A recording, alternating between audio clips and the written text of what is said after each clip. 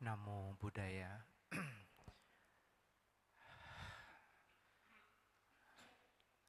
Malam ini merupakan hari Uposatha Ceit, ya. Uposatha Ceit pertama di tahun 2024. Tentu setiap kali hari Uposatha, umat Buddha tentu berusaha semaksimal mungkin agar supaya kita mampu melaksanakan sila, ya. Kalau tidak bisa menjalankan Uposatha, ya paling tidak 5 sila itu dijalankan dengan baik.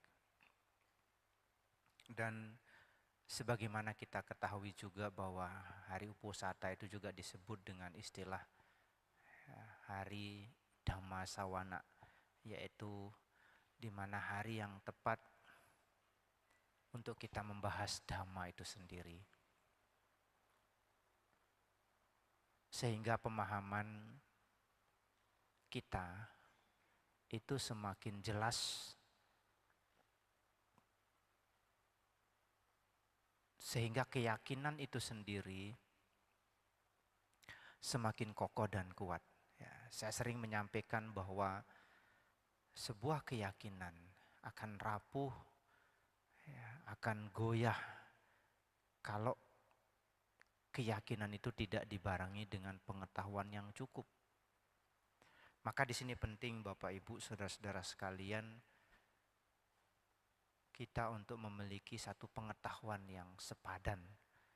Sehingga dengan demikian ini yang akan menjadi penyokong, penopang kita, sehingga keyakinan itu akan menjadi keyakinan yang kuat dan kokoh.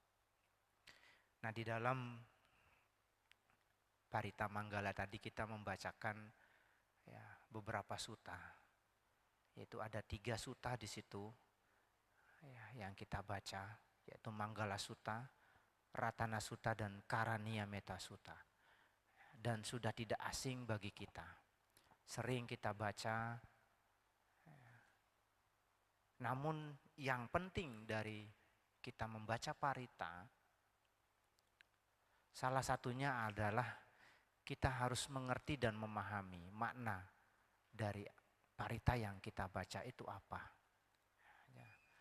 Manggala Sutta ini diajarkan oleh Sang Buddha ketika beliau berada di Sawati, ya, tepatnya di Wihara Jetavana.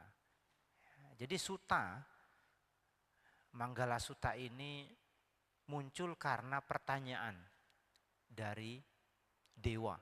Ya.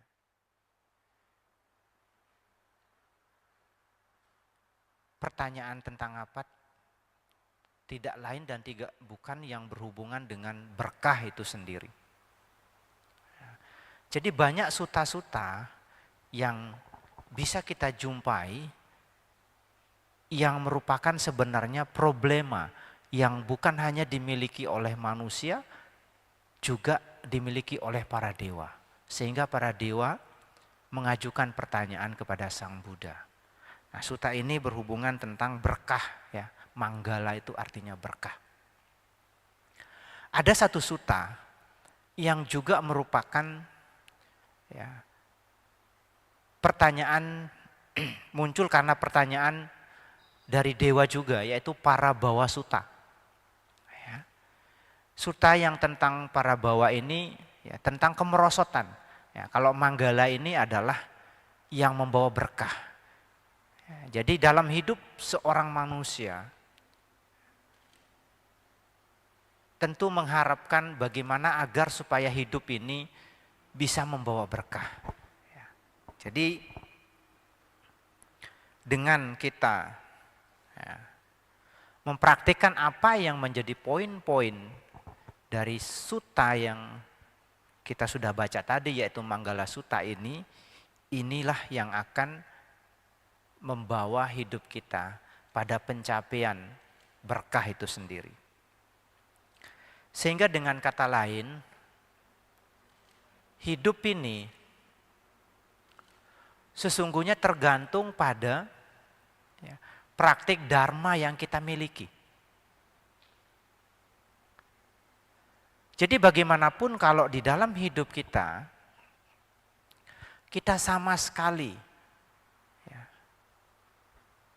tidak mempraktikkan apa yang menjadi sebab dari berkah itu sendiri, bagaimana sebuah berkah itu akan kita peroleh dalam hidup ini. Nah, poinnya ada di situ. Ya. Sesungguhnya di dalam keseharian, ya, ini mutlak dibutuhkan Bapak Ibu saudara-saudara sekalian. Seperti bait yang pertama yang langsung menuju pada berkah itu sendiri, ya coba halaman 115 itu bukunya. Ya. Dari ase wana cak balanang, ya. Ase wana, ya. Ase wana itu artinya tidak bergaul, ya. Sewana itu bergaul. A di sini ya, menyatakan tidak, ya, sewana itu bergaul. Jadi a sewana tidak bergaul. Ya.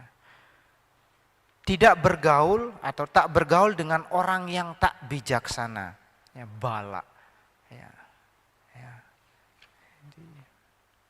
Balanang di sini diartikan sebagai orang yang tidak bijaksana.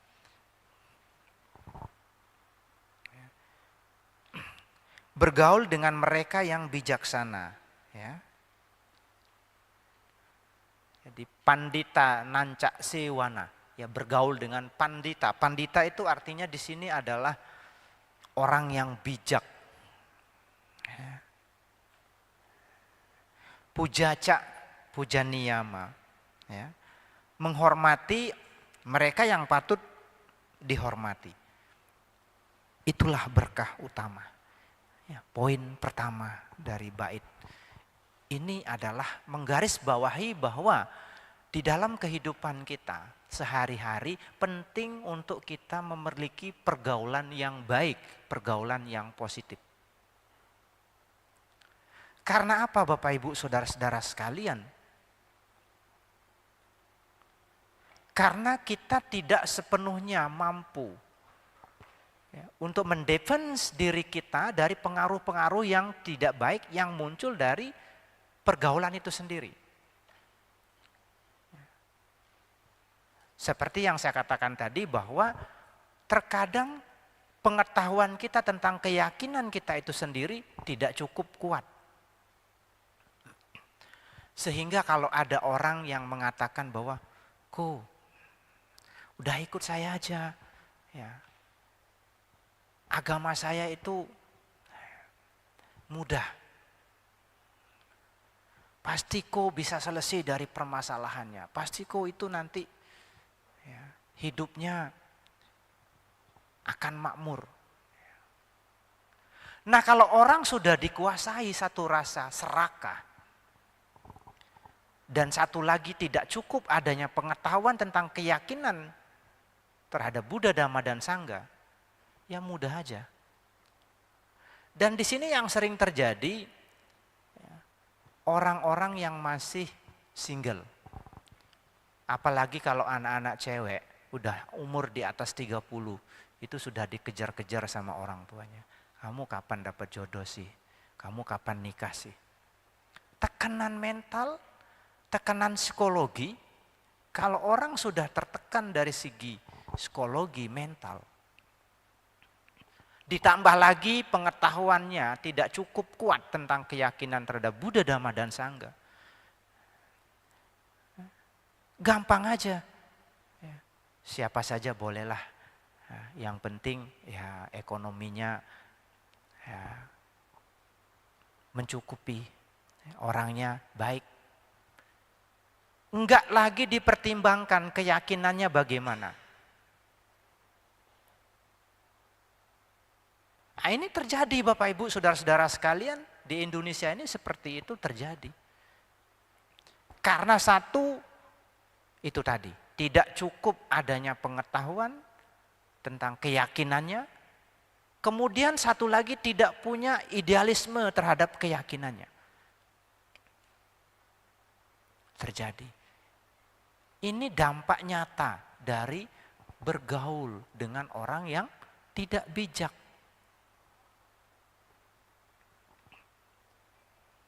Itu baru dari poin pertama, dari bait pertama tentang Manggala Sutta ini, berkah. Sutta tentang berkah. Ya. Kemudian juga yang berhubungan dengan menghormati mereka yang patut dihormati.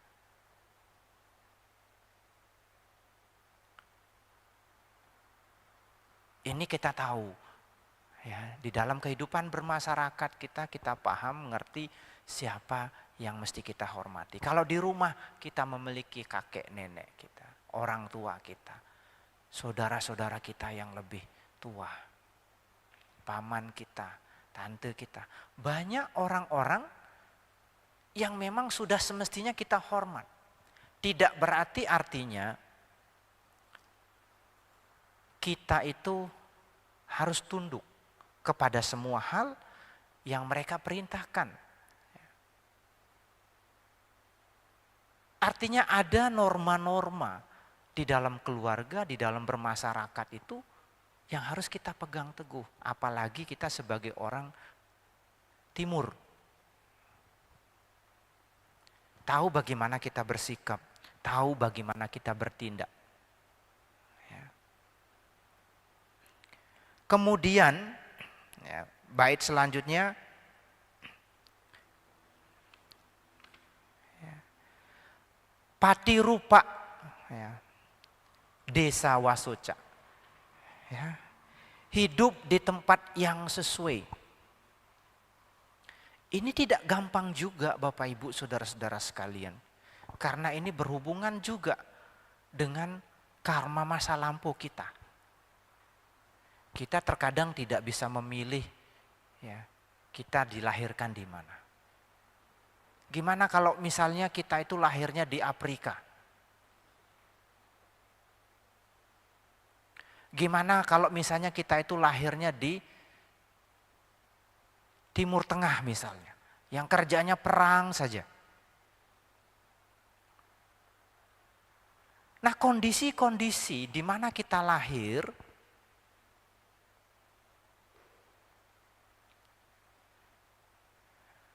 terkadang tidak mendukung untuk kita bisa praktik dan menjalankan dharma ataupun belajar dharma.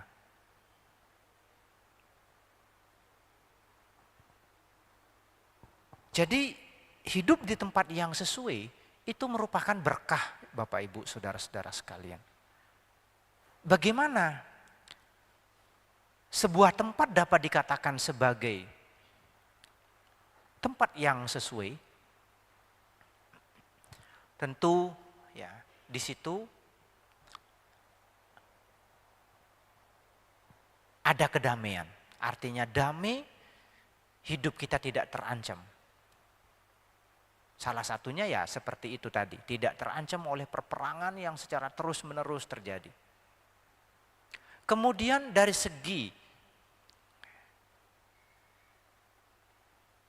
perbuatan baik bisa kita lakukan, didukung, disokong. Ketika kita ingin belajar dharma, kita bisa mendapatkan itu.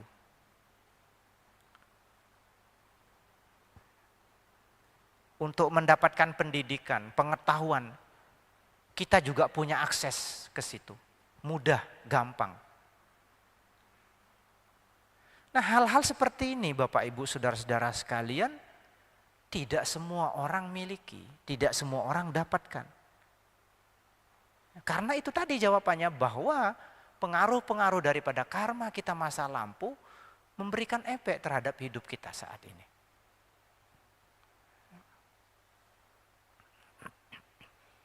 Nah, maka dikatakan hidup di tempat yang sesuai berkat jasa-jasa dalam kehidupan yang lampau.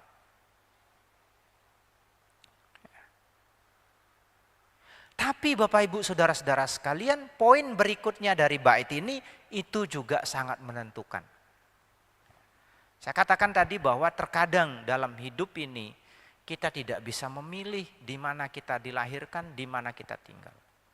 Tetapi dengan adanya poin berikutnya, atak sama panidica etang manggala mutamang. Menuntun diri secara benar adalah berkah utama. Kita menyadari mungkin kita lahir dalam lingkungan di mana kita susah untuk belajar, untuk berbuat baik. Tapi karena kita mampu menuntun diri kita dengan baik, ini yang akan menjadikan hidup itu penuh berkah. Bagaimana menuntun diri dengan baik? Atak sama panidi.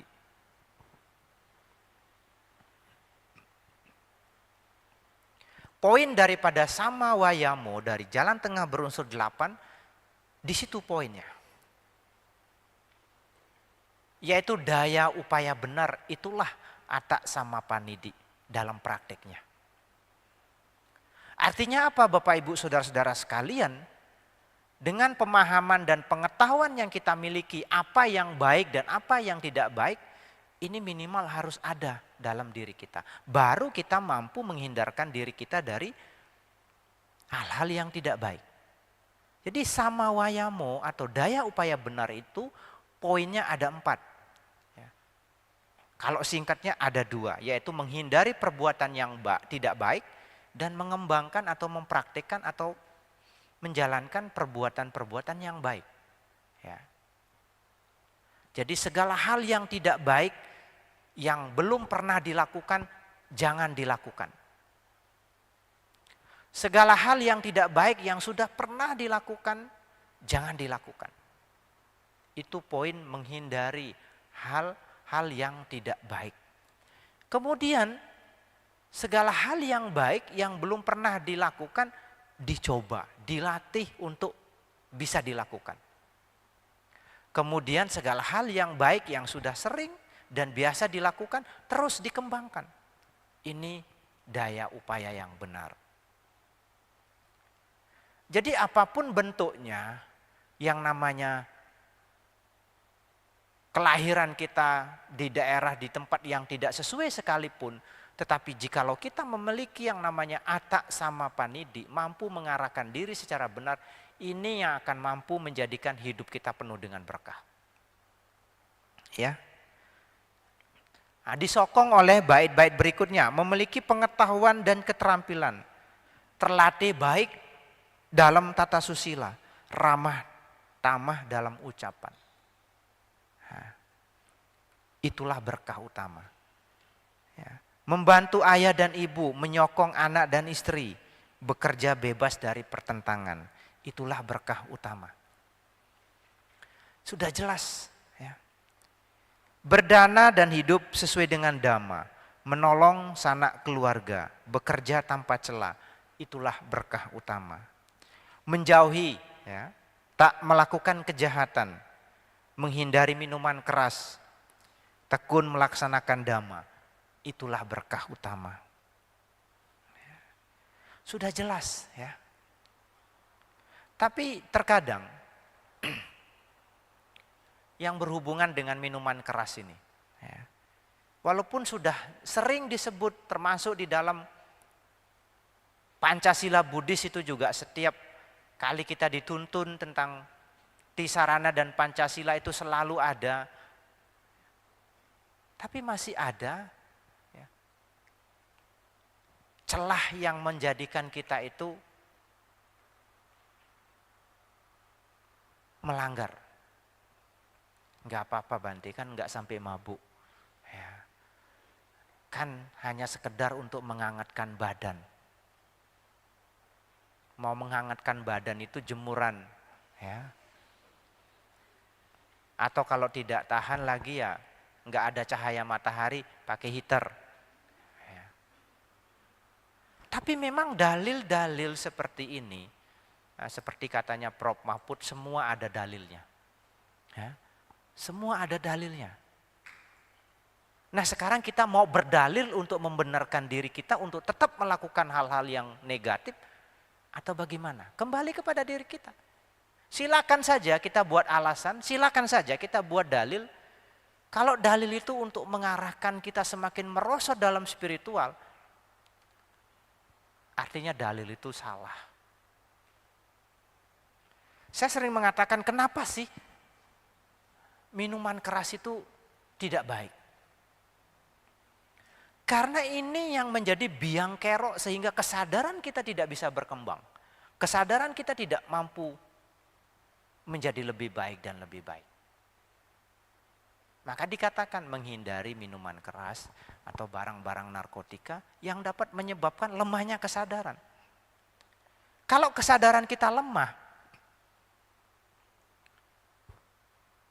ya hidup kita juga jadi lemah. Kemampuan kesadaran kita semakin merosot, semakin menurun. Ini yang akan menyebabkan kita tidak mampu menghalau, menghindarkan diri kita dari hal-hal yang tidak baik dalam hidup ini. Terkadang kita paham ini tidak baik, ini tidak bagus. Tapi itu tadi, karena kemampuan kesadaran kita tidak cukup kuat, tidak cukup tangguh, sehingga kita tidak mampu melawan pengaruh-pengaruh hal yang tidak baik dalam hidup ini. Di situ Bapak Ibu saudara-saudara sekalian, bukan artinya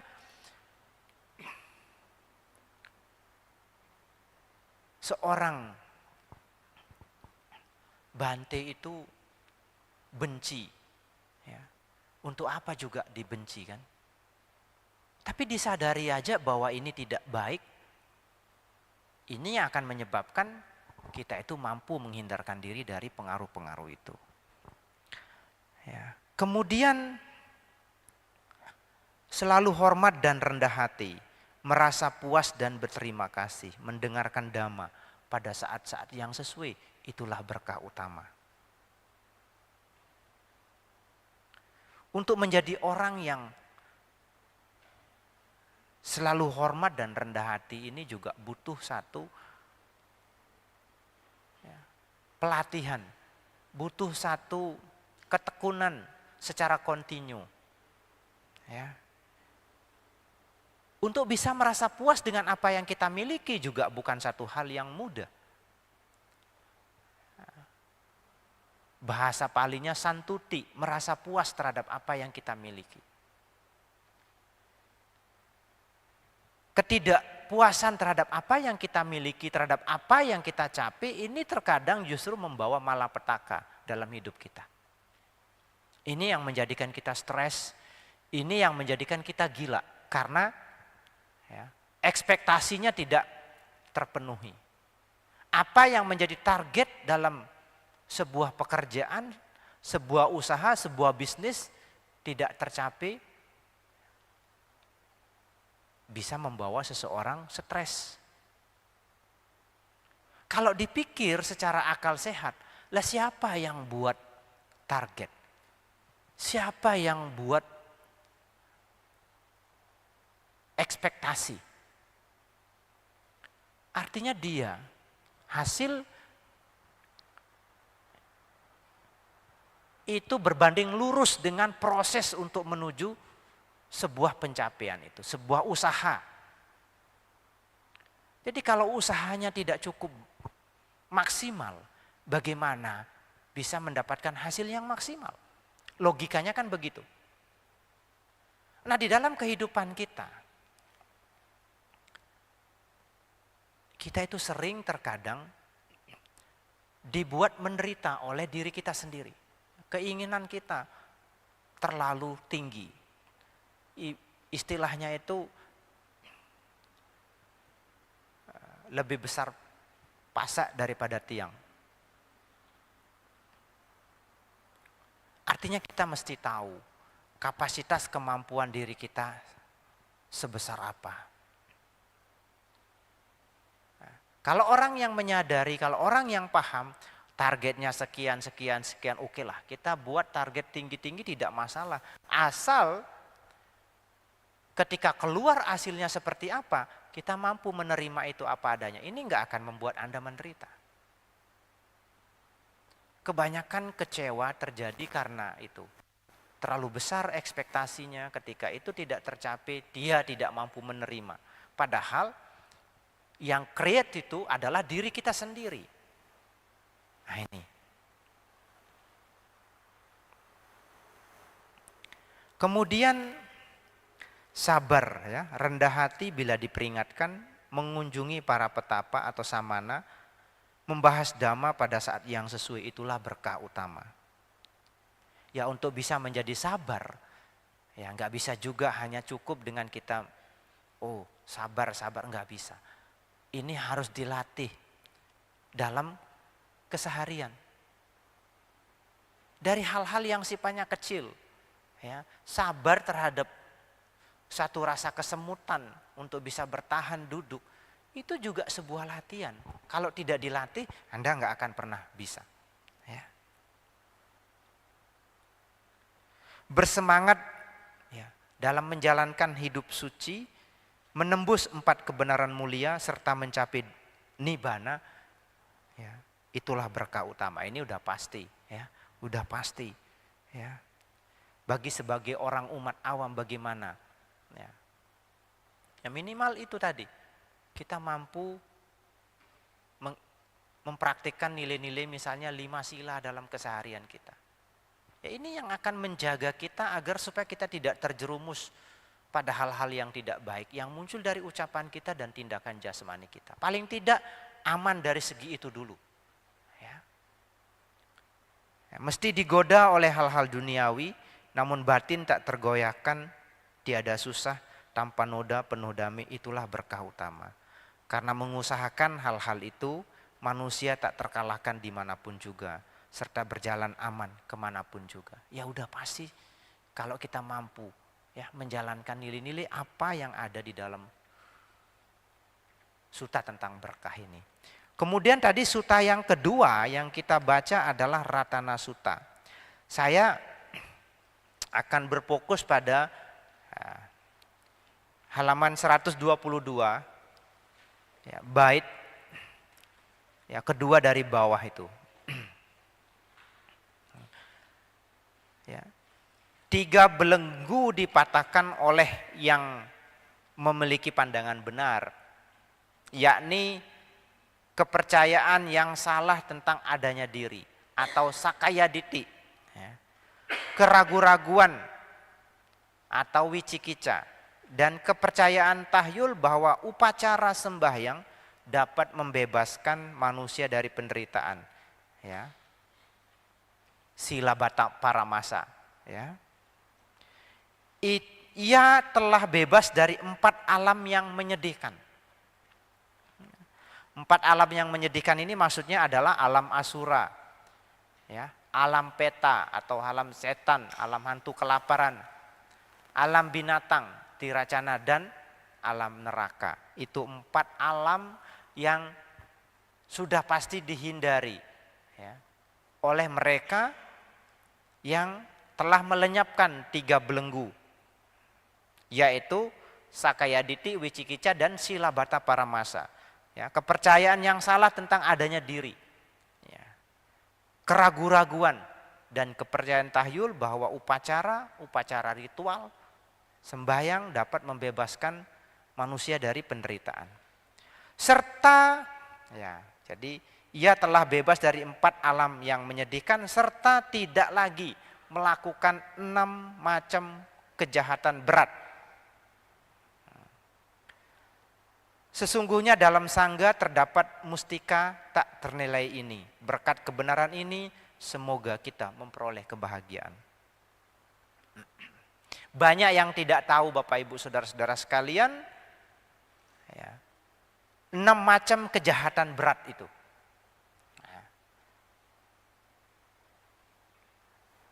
Yang pertama, membunuh ibu, ya. Matu gata. Kedua, pita gata, membunuh ayah. Ya. Ketiga, membunuh seorang arahat. Kemudian melukai sang Buddha. Ya. Yang kelima, memecah belah sangga atau sangga beda. Dan yang terakhir, yang keenam, meninggalkan Buddha, Dhamma, dan Sangga. Kenapa meninggalkan Buddha, Dhamma, dan Sangga dikatakan sebagai salah satu bentuk dari 6 perbuatan buruk yang berat? Karena tidak memiliki keyakinan terhadap Buddha, Dhamma, dan Sangga, ini yang akan menyebabkan kita tidak meyakini hukum karma itu sendiri. Ya. Tentang tilakkhana itu sendiri. Ya. Kalau keyakinan tentang hukum karma itu tidak ada, Bapak Ibu Saudara-saudara sekalian, ini yang akan menjadikan kita tidak takut terhadap perbuatan buruk. Tidak mungkin akan muncul yang namanya hiri dan otapa. Takut berbuat jahat dan malu berbuat jahat dan takut akan akibat daripada perbuatan jahat. Padahal konsep daripada hukum karma itu adalah hukum yang sifatnya universal. Yang artinya percaya atau tidak kita terhadap hukum karma itu tetap berlaku. Sama seperti ibarat, kalau boleh saya contohkan, api. Bapak, Ibu, Saudara-saudara sekalian tidak percaya api itu panas. Tapi ketika Bapak, Ibu, Saudara-saudara sekalian pegang api, apakah tangan Bapak, Ibu, Saudara-saudara sekalian tidak akan kepanasan? Tetap saja akan kepanasan. Kenapa? Karena sifat api tidak akan berubah jadi dingin gara-gara Anda tidak percaya api itu panas. Karena memang sifat api itu adalah panas.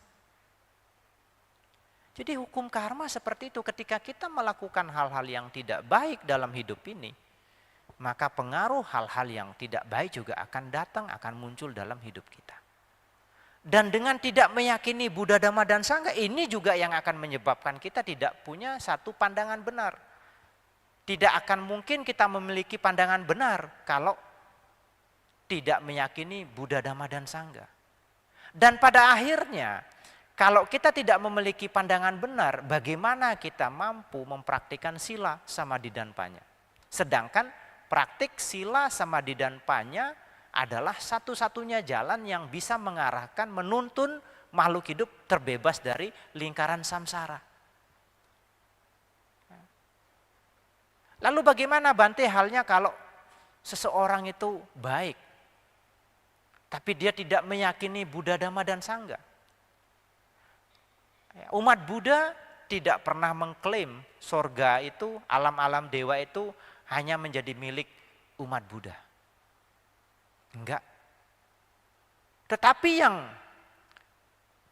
umat Buddha mesti klaim adalah bahwa tidak ada jalan untuk bisa membebaskan makhluk hidup dari penderitaan, dari lingkaran samsara, selain jalan tengah berunsur 8.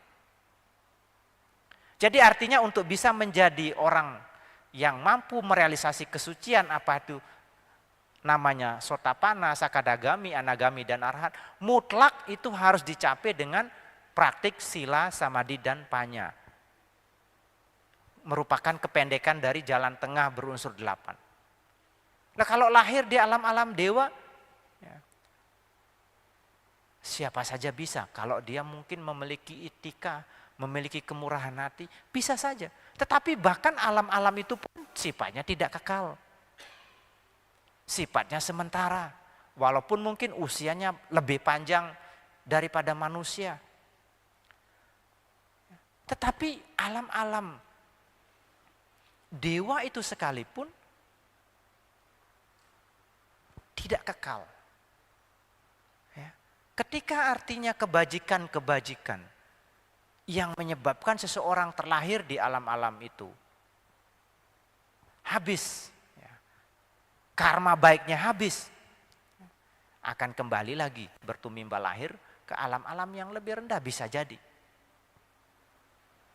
Tapi ketika seseorang mampu dalam hidup ini merealisasi tingkat kesucian minimal Sotapanna, itu jaminannya adalah sudah pasti seperti yang dijelaskan di dalam bait Ratana Sutta tadi. Dia tidak akan terjerumus ke 4 alam penderitaan. Dan minimal ya,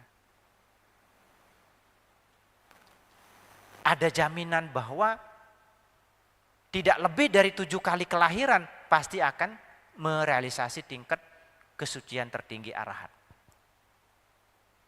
Jadi mutlak Bapak Ibu Saudara-saudara sekalian, hanya praktik jalan tengah berunsur 8 yang mampu menjadikan kita terhindar dari lingkaran samsara, kelahiran kembali.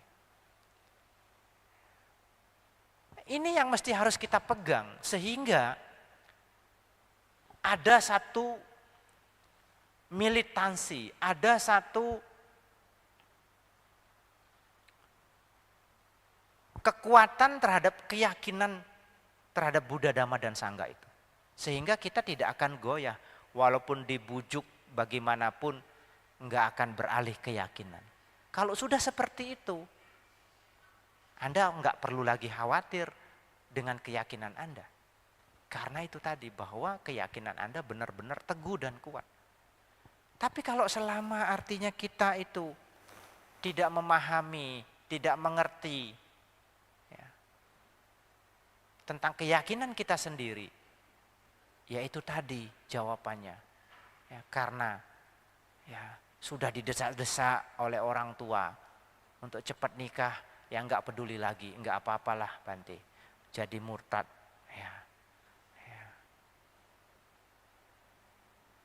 Yang salah siapa? Ya kita sendiri. Padahal untuk bisa bertemu dengan ajaran Buddha Dhamma itu luar biasa sulitnya. Enggak gampang. Apalagi kondisi kehidupan kita saat ini itu dirongrong oleh pengaruh loba dosa moha yang sangat luar biasa.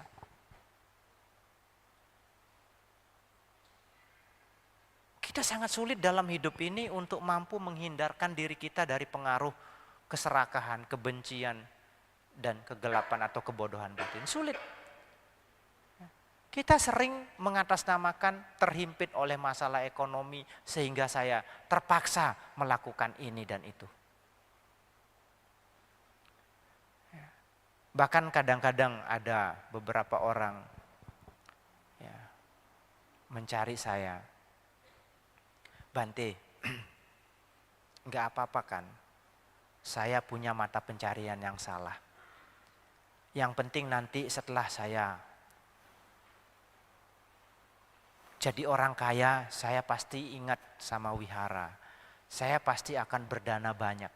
Lah kalau enggak sampai kaya terus mati gimana?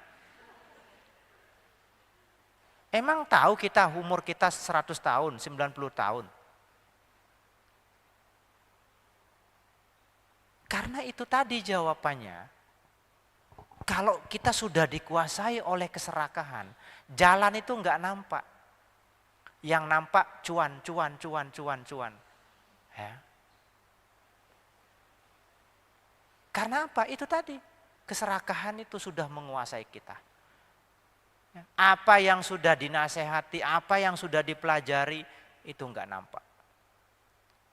Karena dikuasai oleh keserakahan. Demikian pula kebencian.